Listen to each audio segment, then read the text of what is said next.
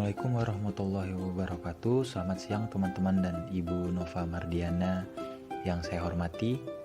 Kami dari kelompok 14 yang beranggotakan Seringatun Nafingah dengan NPM 21110111025, lalu Ando Hazimarosa 21110111046, dan yang terakhir saya sendiri Aji Prasetyo dengan NPM 21510111025. Di sini kami akan mempresentasikan materi tentang perubahan organisasi dan manajemen stres. Selanjutnya, tujuan pembelajaran kita pada siang hari ini yang pertama, identifikasi kekuatan yang bertindak sebagai stimulan untuk berubah. Yang kedua, jelaskan sumber-sumber penolakan terhadap perubahan. Yang ketiga, bandingkan 4 pendekatan utama untuk mengelola perubahan organisasi. Yang keempat, mendemonstrasikan 2 cara menciptakan budaya untuk perubahan. Dan yang terakhir, menjelaskan penyebab dan akibat dari stres kerja. Selanjutnya, kekuatan untuk perubahan. Hampir setiap organisasi harus menyesuaikan diri dengan lingkungan multikultural, demografis perubahan, imigrasi, dan outsourcing. Teknologi terus mengubah pekerjaan dan organisasi. Tren sosial juga tidak statis.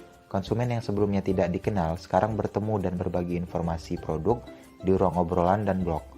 Perusahaan harus terus menyesuaikan produk dan strategi pemasaran agar peka terhadap perubahan tren sosial yang terjadi. Slide selanjutnya, bertahan untuk tidak berubah. Kita sering melihat perubahan sebagai ancaman. Ketika karyawan diperlihatkan data yang menunjukkan bahwa mereka perlu berubah, mereka tetap menggunakan data apapun yang dapat mereka temukan yang menunjukkan bahwa mereka baik-baik saja dan tidak perlu berubah. Karyawan yang memiliki perasaan negatif tentang perubahan akan mengatasi dengan tidak memikirkannya, meningkatkan penggunaan waktu sakit, dan berhenti. Perlawanan terhadap perubahan bisa menjadi positif jika mengarah pada diskusi dan debat terbuka. Respon ini biasanya lebih disukai daripada apatis atau diam, dan dapat menunjukkan bahwa anggota organisasi terlibat dalam proses memberikan agen perubahan dan kesempatan untuk menjelaskan upaya perubahan. Agen perubahan juga dapat menggunakan resistensi untuk memodifikasi perubahan agar sesuai dengan preferensi anggota organisasi lainnya. Materi yang selanjutnya yaitu kekuatan utama untuk resistensi terhadap perubahan.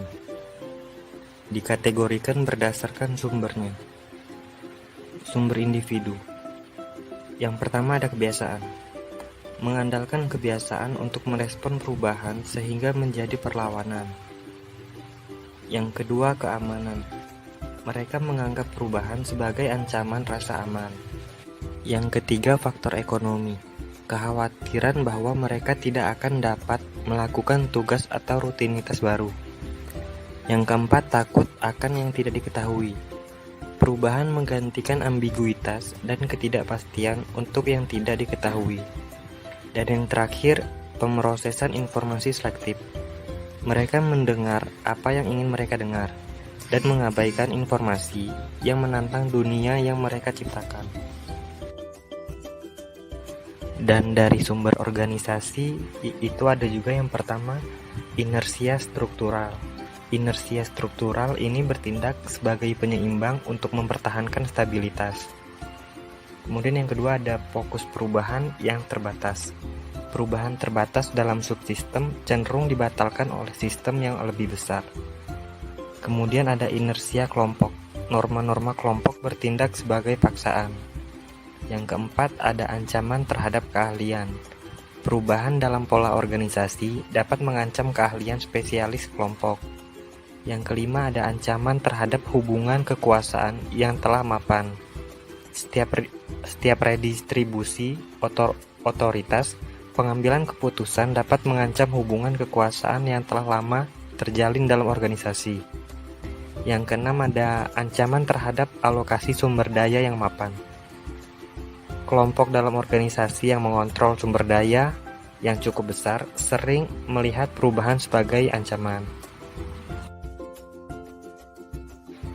Selanjutnya, cara mengatasi resistensi terhadap perubahan. Yang pertama dengan pendidikan dan komunikasi, karena dapat melawan efek informasi yang salah dan komunikasi yang buruk. Yang kedua, partisipasi. Keterlibatan mereka dapat mengurangi resistensi, memperoleh komitmen, dan meningkatkan kualitas keputusan perubahan. Yang ketiga, membangun dukungan dan komitmen. Dengan membangkitkan semangat karyawan dan menekankan komitmen mereka terhadap organisasi dapat membantu mereka secara emosional berkomitmen pada perubahan daripada menerima status quo. Dan yang keempat, kembangkan hubungan positif. Jika manajer mampu memfasilitasi hubungan positif, maka mereka mungkin dapat untuk mengatasi penolakan terhadap perubahan.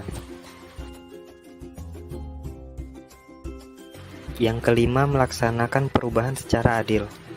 Keadilan sangat penting ketika karyawan menganggap hasil perubahan sebagai dampak negatif. Yang keenam, manipulasi dan kooptasi. Manipulasi mengacu pada upaya pengaruh terselubung untuk memutarbalikkan fakta untuk membuat karyawan menerima perubahan. Kooptasi yaitu menggabungkan manipulasi dan partisipasi untuk membeli para pemimpin kelompok perlawanan dengan memberi mereka peran kunci untuk mendapat dukungan mereka. Yang ketujuh, memilih orang yang menerima perubahan. Orang yang bisa menerima perubahan cenderung lebih terbuka untuk mengambil sikap positif terhadap perubahan. Dan yang terakhir ada pemaksaan. Pemaksaan yaitu penerapan ancaman langsung atau kekuatan pada resistor.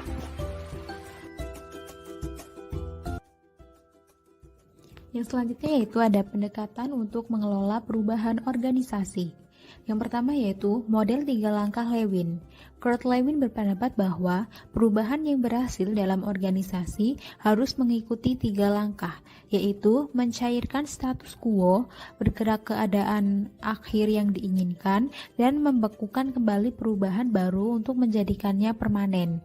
Status quo adalah keadaan keseimbangan. 2. Rencana 8 langkah Kotter untuk menerapkan perubahan. Kotter memulai dengan membuat daftar kesalahan umum yang dilakukan manajer ketika mencoba memulai perubahan. Kotter kemudian menetapkan 8 langkah berurutan untuk mengatasi masalah ini, yaitu mencairkan, pergerakan, pembukaan ulang, keadaan yang diinginkan, status quo, menahan kekuatan, dan kekuatan pendorong. Yang ketiga yaitu pengembangan organisasi. Pengembangan organisasi adalah kumpulan metode perubahan yang mencoba meningkatkan efektivitas organisasi dan kesejahteraan karyawan. Menciptakan budaya untuk perubahan, yaitu dengan merangsang budaya inovasi. Inovasi adalah perubahan mengacu pada membuat sesuatu menjadi berbeda. Hubungan struktur inovasi. Yang pertama yaitu struktur organik berpengaruh positif terhadap inovasi. Dan yang kedua yaitu masa jabatan yang panjang dalam manajemen dikaitkan dengan inovasi. Dan yang ketiga yaitu inovasi dipupuk ketika ada kekurangan sumber daya. Dan yang terakhir, komunikasi antar unit tinggi dalam organisasi yang inovatif. Stres kerja dan manajemennya. Pengertian stres. Stres adalah kondisi dinamis di mana seorang individu dihadapkan dengan peluang, permintaan, atau sumber daya yang terkait dengan apa yang diinginkan individu dan yang hasilnya dianggap tidak pasti dan penting. Konsekuensi dari stres.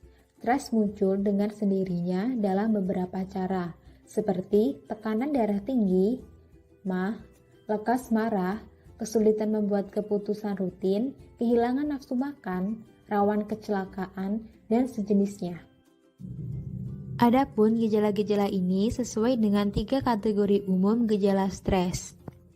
Yang pertama yaitu gejala fisiologi. Stres dapat membuat perubahan dalam metabolisme, meningkatkan detak jantung dan pernapasan, serta tekanan darah, menyebabkan sakit kepala dan menyebabkan serangan jantung. Yang kedua yaitu gejala psikologi, seperti ketegangan, kecemasan, lekas marah, kebosanan, dan penundaan. Yang ketiga yaitu gejala perilaku. Gejala stres terkait perilaku termasuk penurunan produktivitas, ketidakhadiran, dan pergantian, serta perubahan kebiasaan makan, peningkatan merokok atau konsumsi alkohol, bicara cepat, gelisah, dan gangguan tidur.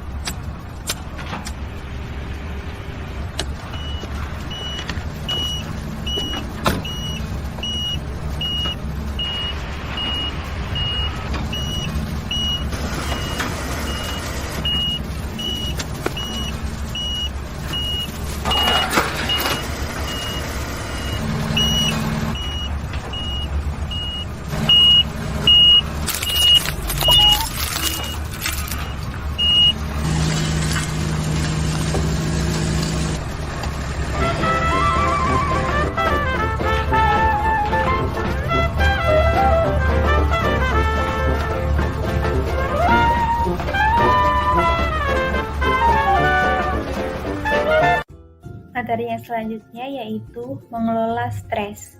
Ada dua pendekatan, yaitu yang pertama, pendekatan individu. Strategi individu yang terbukti efektif meliputi teknik manajemen waktu, peningkatan latihan fisik, pelatihan relaksasi, dan perluasan jaringan dukungan sosial. Dan yang kedua yaitu pendekatan organisasi. Strategi yang perlu dipertimbangkan termasuk peningkatan seleksi karyawan dan penempatan kerja, pelatihan, penempatan tujuan yang realistis, desain ulang pekerjaan, peningkatan keterlibatan karyawan, peningkatan komunikasi organisasi, cuti panjang karyawan, dan program kesehatan perusahaan. Jadi, kesimpulannya, manajer adalah agen perubahan utama di sebagian besar organisasi. Keputusan manajemen yang terkait dengan desain struktural, faktor budaya, dan kebijakan sumber daya manusia sangat menentukan tingkat inovasi dalam organisasi. Adanya stres kerja bukan berarti kinerjanya lebih rendah. Bukti menunjukkan bahwa stres dapat menjadi pengaruh positif atau negatif terhadap kinerja karyawan. Tingkat stres yang rendah hingga sedang memungkinkan banyak orang untuk melakukan pekerjaan mereka dengan lebih baik dengan meningkatkan intensitas kerja, kewaspadaan, dan kemampuan untuk bereaksi. Namun, tingkat stres yang tinggi atau bahkan stres dalam jumlah sedang yang dipertahankan dalam jangka waktu lama akhirnya memakan korban dan kinerja menurun.